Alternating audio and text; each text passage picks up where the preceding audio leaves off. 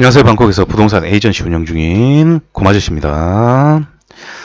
자, 오늘은 제가 콘도 얘기 말고 지난번에 했었던 뭐 상가나 프랜차이즈 가맹이나 또 뭐 프랜차이즈 진출하시는 분도 생각해 볼 수 있고요.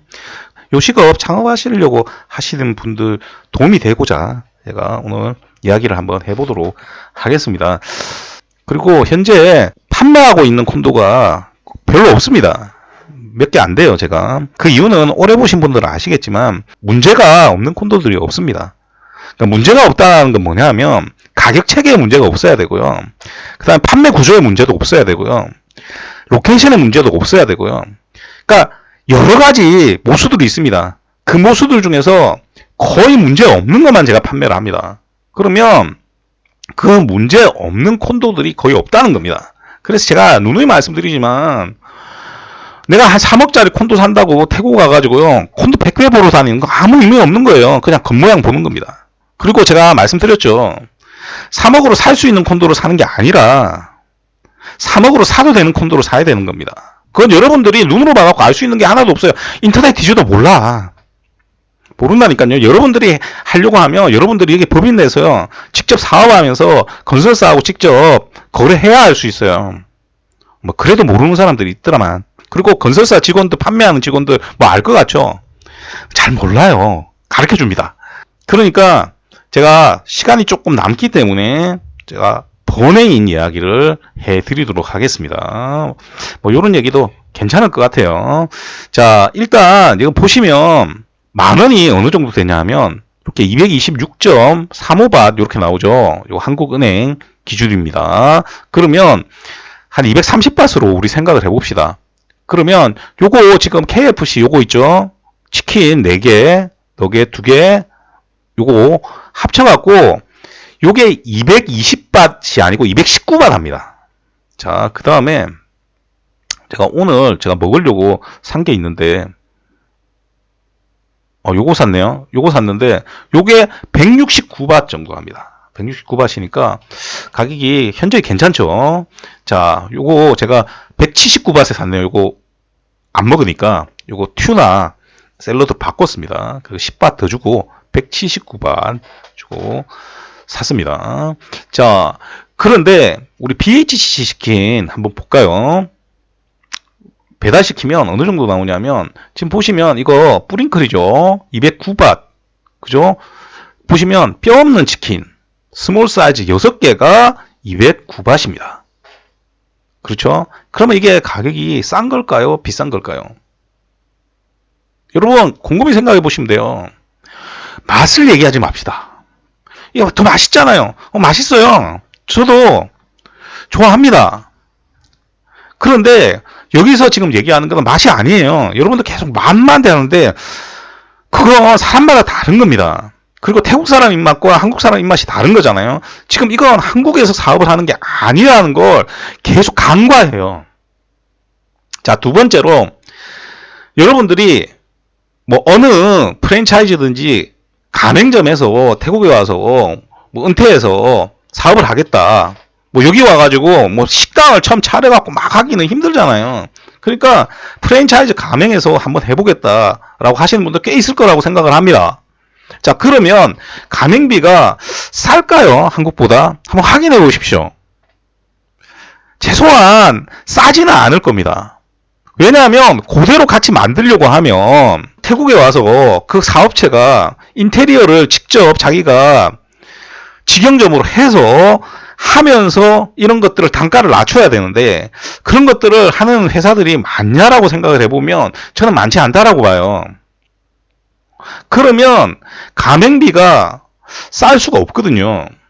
그렇기 때문에 가격이 한국하고 똑같이 받고 있다라고 저는 생각을 합니다. 거의 사실상 한국하고 거의 똑같이 받고 있어요. 그런데 이런 회사들이 거의 실패를 합니다. 그래서 교촌치킨도 지금 없어졌고요. 맘스터치 같은 경우도 지금 보시면 휴업돼 있죠. 휴업돼 있는데 문을 닫았다고 보시면 됩니다. 그리고 제가 누누이 강조를 드리죠. 떡볶이집 할 생각을 하지 말라라고. 떡볶이집 할 생각을 하지 않는 게 좋습니다. 태국 사람 떡볶이 안 좋아해요. 계속 뭐 한류 그러시는데 한류도 우리가 드라마 보는 거 있고 먹는 거는 다른 거예요. 그렇잖아요. 그래서 이 떡볶이 판매를 하겠다는 생각을 거의 지우시는 게 굉장히 좋습니다. 두끼 같은 경우가 예전에 10개가 넘는 가맹점을 가지고 있었지 않습니까? 그리고 옛날에는 사람이 굉장히 많았었습니다. 그리고 요거 성공한 이유가 뭐냐 하면 거기 가보면요 떡볶이만 먹는 게 아니잖아요. 그리고 태국 사람들 그 국물을 물을 많이 넣어서요. 거기 보면 돼지고기 같은 것들이 있거든요. 그 마치 샤브샤브 해가지고 먹어요. 그런 사람들도 되게 많습니다. 태국 사람들이 샤브샤브 좋아한다고 했죠. 그러니까 그런 것들이 처음에 좀 먹혔던 거예요. 근데 떡을 많이 넣어서 한국 사람들처럼 먹으라고만 계속 하면요. 고객이 계속 줄어들 수밖에 없습니다. 제가 아는 태국 사람 중에 떡볶이 좋아하는 사람 단 한 명도 없습니다. 그 위에 부담스러워서요. 태국 사람은 잘 못 먹어요. 그리고 한국식 매운맛이요. 태국 사람들한테 잘 안 통합니다. 태국 사람도 굉장히 맵게 먹어요. 근데 여기는 완전 강렬하게 확 속에 맵게 먹고요. 한국은 무거운 매운맛이기 때문에 그걸 별로 안 좋아해요. 그래서 불닭 같은 것들은 통하는데 다른 것들이 잘 안 통하는 이유가 됩니다. 그래서 여러분들 제발 태국에 와서 떡볶이집을 해보겠다 이런 생각은 좀 안 하시는 게 저는 좋다라고 생각을 합니다. 다만 두끼 같은 경우는 일반적인 떡볶이집을 조금 벗어났기 때문에 장사가 잘 됐었습니다.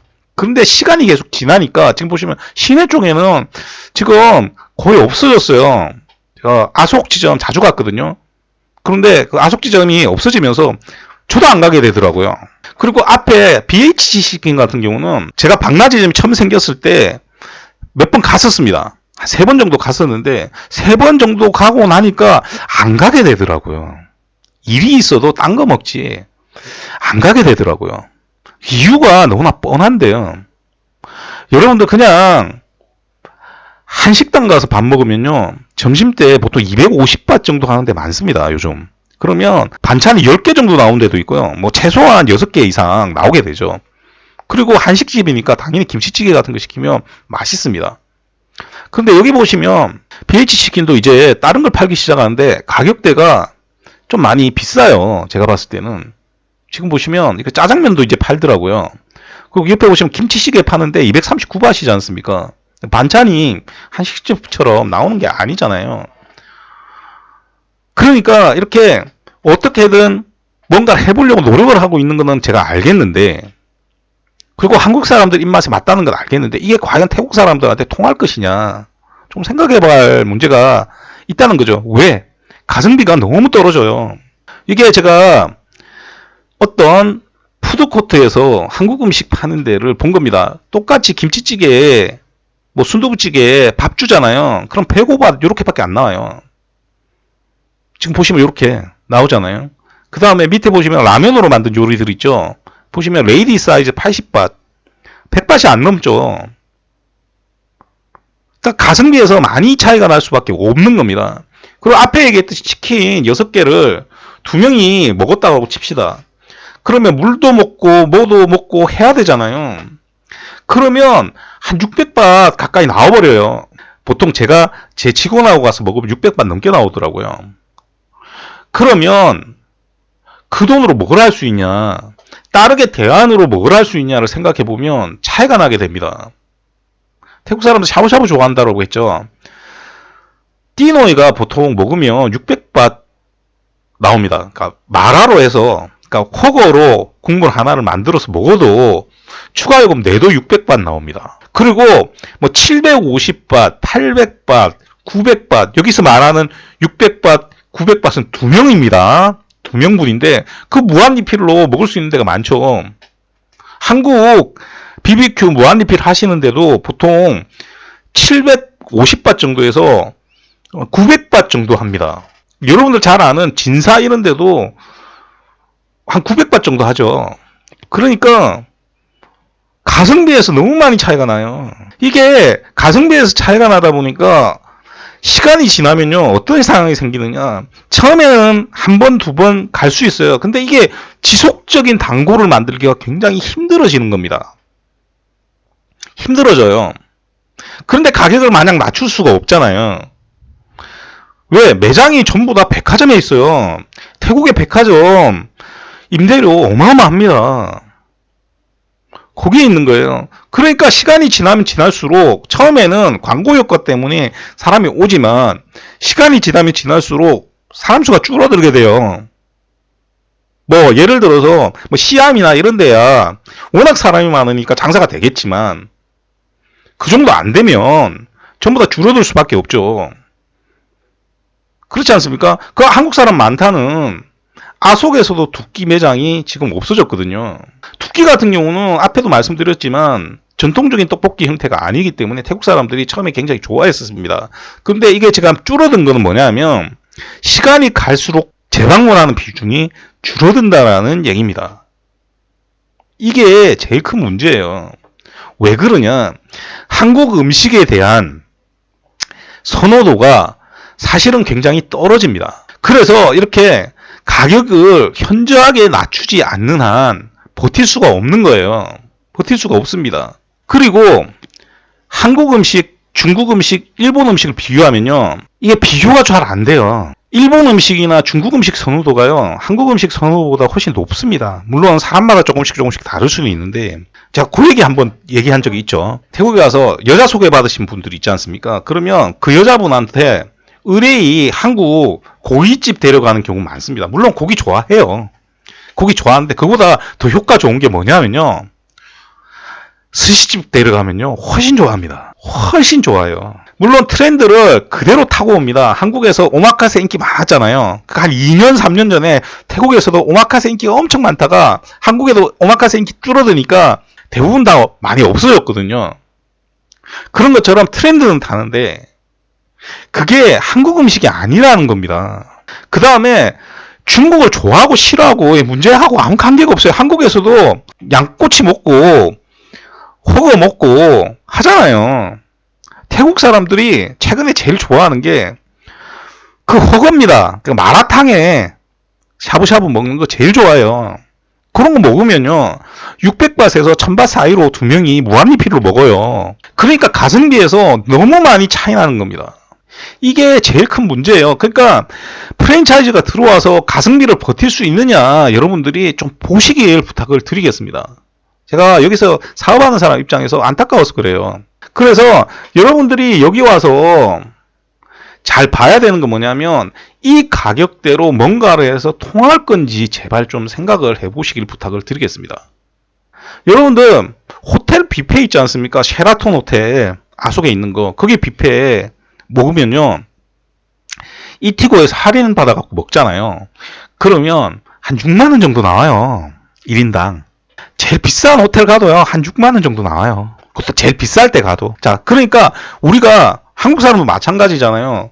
10,000원으로 점심 저녁을 먹어야 된다라고 생각을 하면 이 돈으로 어떻게 쓸 것인가를 생각을 해볼 거 아닙니까? 물론 10,000원이 아니라 20,000원을 쓸 수도 있어요. 20,000원을 쓰더라도 과연 얼마만큼 자주 먹을 것인가 생각을 해보면 저는 아니라고 보는 겁니다. 그래서 태국에서 살아남으신 분들이 대부분 어떤 분들이냐면 자기 식당 가진 한식당 가지신 분들, 그러니까 오래 하신 분들이 있지 않습니까? 그분들 살아남아 있고요. 그분들도 확장을 많이 못해요. 한 군데만 확장해도요 굉장히 힘듭니다. 그렇게 유명한 집들도 새로 확장을 해서 자리 잡기가 굉장히 힘들어요.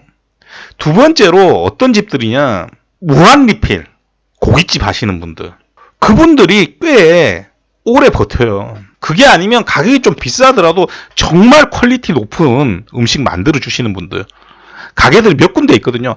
그냥 가격만 높고 맛없는 데도 많아요. 그런 데는 도태되게 돼 있고요. 가격이 높은데 굉장히 서비스도 좋고 굉장히 음식 질이 높은 데들이 있습니다. 거의 뭐 한국하고 비교해도 손색 없는 데들이 있습니다. 그런 곳들은 어느 정도 살아남습니다. 근데 그게 아니라고 하고 우리가 그냥 프랜차이즈를 여기 진출해 가지고 한국하고 똑같은 가격 받고 똑같은 가맹점 만들어서 그래서 가맹 사업을 한다든지 아니면 또 그 가맹점으로 들어와서 사업을 하시겠다라고 생각을 하시면 제발 가성비에 대한 문제를 좀 생각을 해보시고 접근을 해 주시길 부탁을 드리겠습니다. 자, 오늘도 들어주셔서 대단히 감사드리고요. 이상 저는 방콕에서 고마저씨였습니다.